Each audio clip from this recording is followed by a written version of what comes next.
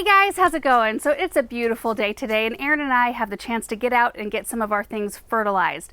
I have been working on it as I've had a chance to work on some projects in our flower beds, so the bulk of our hydrangeas and roses have already been fertilized, but I do have a few of those that I forgot and I need to fertilize today, as well as some other shrubs, small trees, evergreens, and perennials. Aaron's in the barn filling up the gator with everything we need, but I thought it would be maybe helpful for those of you guys who are just getting started with gardening, or for those of you who need a brush up, just to go through a couple of fertilizer basics. I have this bag of Hollytone, which we're going to be using quite a bit of today, as well as several others I'll show you in a moment, but I really just wanted to talk about the three numbers that you always see on a fertilizer bag and what they mean. So you can see this Hollytone here is a 434, and if you look at the breakdown right below it, you'll see that that means it has 4% nitrogen, that's the first number, 3% phosphorus, the second number, and 4% potassium.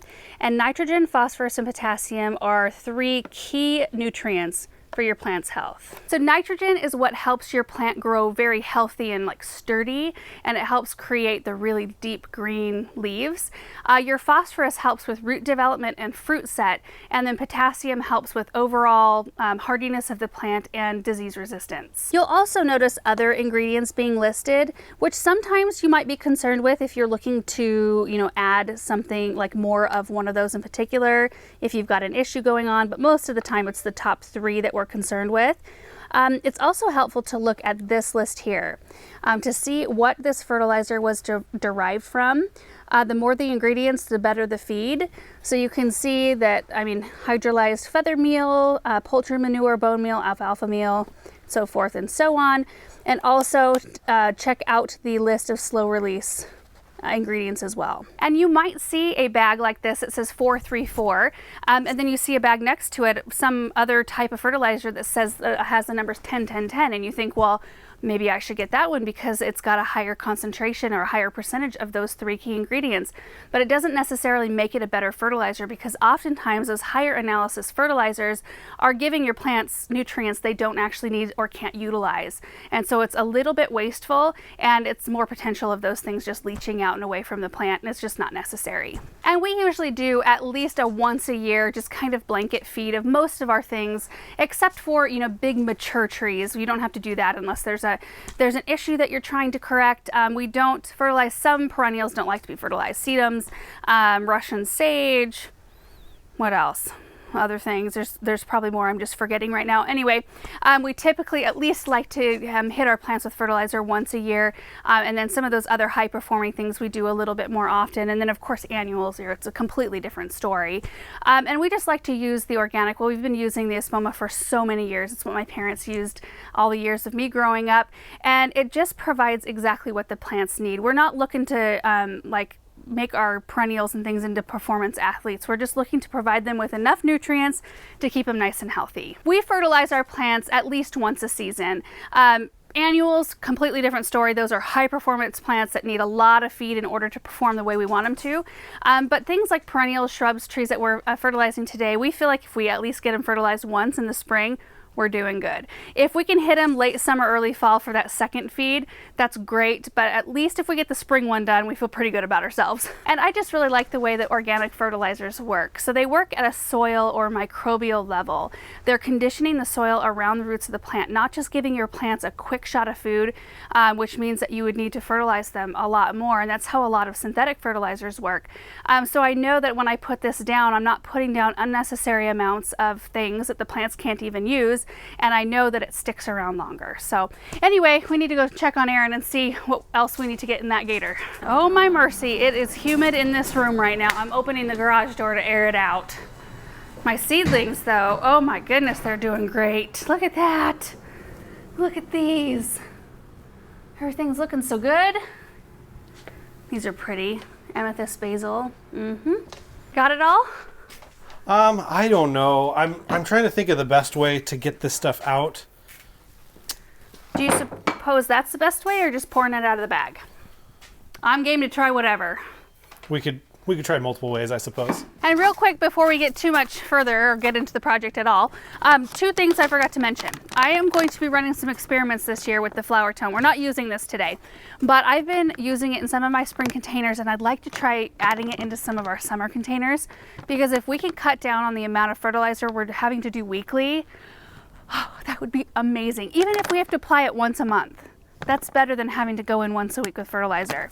I think typically the problem has been once your flowers get really large, it's like, how do you get it into the soil? Sure. Because your containers just get so big. So I still don't know how that's going to work. What if we got a giant funnel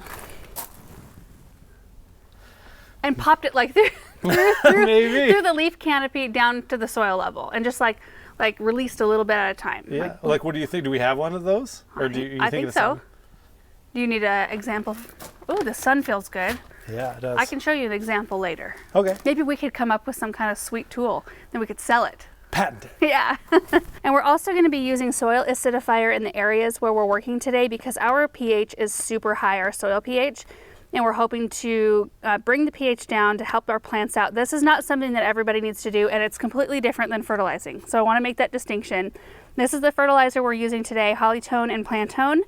This is a soil amendment that we're using because of high pH. Some people might have the opposite problem though, right? Yeah. Well, would they use like lime? If they have low pH, they would use lime to bring it up. Yeah, so you really do need to know your soil chemistry, like to have a soil test done and know your pH in order to know what you need to use properly with that. But we're trying to kill two birds with one stone here. That's our goal, try to get as much done as we can. How are we going to do this? Are we going to break it up by, like, use all the Hollytone first and then the Plantone, or do you want to go by area where we're using both of them? It depends on what you want to do. I kind of like to button up areas, like one flower bed at a time, and then like check that off the list. But if you want to do it differently, that's fine. It just means taking like 2 buckets or 2 bags with you at the same time. But you could take 1 bag and I could take 1 bag. Well, no, I'm going to do fertilizer, right? And you're going to do acidifier. However you want to do it. Oh boy. Okay guys, real quick too. We are going to be using Hollytone on a lot of our evergreens and hydrangeas and other shrubs and things like that I have forgotten to fertilize earlier. Plantone, we're going to be using, the only evergreens we're going to be using Plantone on are our boxwoods and arborvitaes, which Hollytone, even though it's labeled for evergreens, Plantone is better for those 2 varieties of plants. And we have a lot of both of those. A lot. So we'll use more Plantone than Hollytone probably. Yes, yeah. So Erin wants to go through with Hollytone and soil acidifier first and get those done. And then we'll go back through with soil acidifier and Plantone on the things that need that. And then we'll be done. We're not going to get through the whole garden today. We're just going to start in, see how far we get. Okay, so we're starting in this flower bed here. There's a couple things I wanted to address. First off, the label tells you to apply the fertilizer to the drip line of the plant. So I want to show you where the drip line is. That is where the outermost branches, kind of where they end. That's where the drip line is, which is where the roots that are most actively growing are. So they're the ones that will most actively take up nutrients. So you would take your Hollytone, like for this blue spruce right here, and you would sprinkle it around the drip line of the plant, like that. I have seen, you go all the way around, which I will do. I have seen questions like, well, if you have this huge shrub and you've just trimmed it back, is the drip line way out here? Or is it like now where your shrub currently is? And technically, your root system probably goes out way further than the actual canopy of your shrub. Like, let's say this rose, let's say it was this big. You know, it's grown huge, but I just did a big rejuvenation prune and I took it way down. Well, the roots are way further than where I have it trimmed to. So basically, don't worry about it. Just do one of these. You know, just spread it around the area. It'll make it to the roots of the plant. So don't get too worried about it. And the last couple of things I wanted to talk about, because we do see the questions quite often, are: 1, does fertilizer go bad? That's not something I would worry about. I would just go ahead and use it. If it looks good, you know, if it's got a nice consistency still, then that's great. If it looks molded, or if you see big chunks in it because it got wet at some point, I would probably pitch it and get new stuff, but otherwise I'd just use it. Number 2, do you need to remove the mulch layer from around your plants? Technically, it's the best. If you've got really thick mulch and landscape fabric in particular, the best thing you can do is scoot the mulch away, lift up your landscape fabric and toss the fertilizer under the landscape fabric, getting it as close to contact with the soil, which means it'll go to the roots quicker. we don't use landscape fabric except for underneath our arborvitae hedge. In that case, we've got landscape fabric that goes quite far, like almost to the trunk of the plant, and that's the only time that we don't fertilize really around the drip of the drip line of the plant. We just kind of toss it as close to the trunk as we can get it, because then we know it will eventually make its way underneath that landscape fabric and get to the roots of the plant. The last couple of years on the arbs, I've just been tossing it in the general area. Just kind of giving it a toss. Yep. Yeah, I think there's a lot of nuances that are just don't worry about it. Just get out there and fertilize. Don't worry about it. You know, water tends to move things down, and our mulch kind of becomes part of our soil. That's why you see all these drip lines exposed. We waited to mulch, like do a new layer of mulch, for two reasons. One, to fix any drip issues we may have. Now that we have our water on, we can see it a little bit better. And then we wanted to fertilize before we put our new mulch down. Oh, and then the very last thing is we are going to be fertilizing so many different things that we're not really necessarily going to stop and show you each plant and what we're feeding it with. If you just want to get one fertilizer, that's good for everything. Get the plant tone. If you want to feed something specifically, just read the label. That's all. So we're just going to try to work through this as quickly as we can and get all this stuff down. So here we go.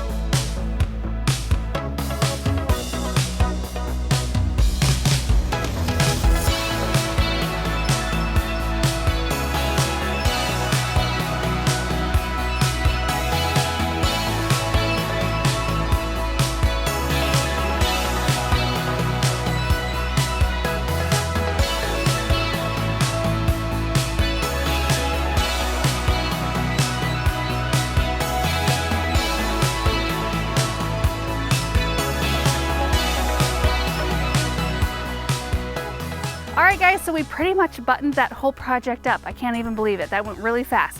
It always goes faster when you've got a couple people out here working on it. The last thing we do have to do is get a hose out to water all the areas, which we've got hoses pretty much that reach every single spot that we fertilized, just to help push all the fertilizer down. We do have drip in pretty much all our areas. Hi buddy, what are you doing? Benjamin just came out to join us. You rolling around in the grass? That is a good thing to do on a day like today. Yep. Perfect. So I think I was saying we do have drip system in all the flower beds, but it only runs by one side of the plant, and we put fertilizer all the way around the plant, so it just works out better to initially help get that fertilizer down by hand watering. I also wanted to mention that I do use a lot of the Biotone starter fertilizer. You guys see me use it all the time, but that's for when you're planting stuff. It's a starter fertilizer. So the stuff we were fertilizing today are all established things, and that's why we're using the Plantone and the Hollytone. And that's it, you guys. Hope this video was helpful to you, just to kind of go through some of the basics, how we apply it, some of those common things that we see being asked about fertilizer. Of course, you can dive super deep into this subject, and it gets very technical. I don't tend to like to do that. I just like to just get the job done. Well, and maybe you can caveat too, and there's like a lot of ways to have success. Yeah, there are. There are a lot of ways to have success. This is just the way that, like, this is the way we find it. Yeah.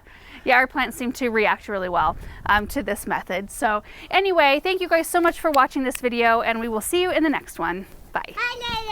Bye, Lily. See you later. Say bye.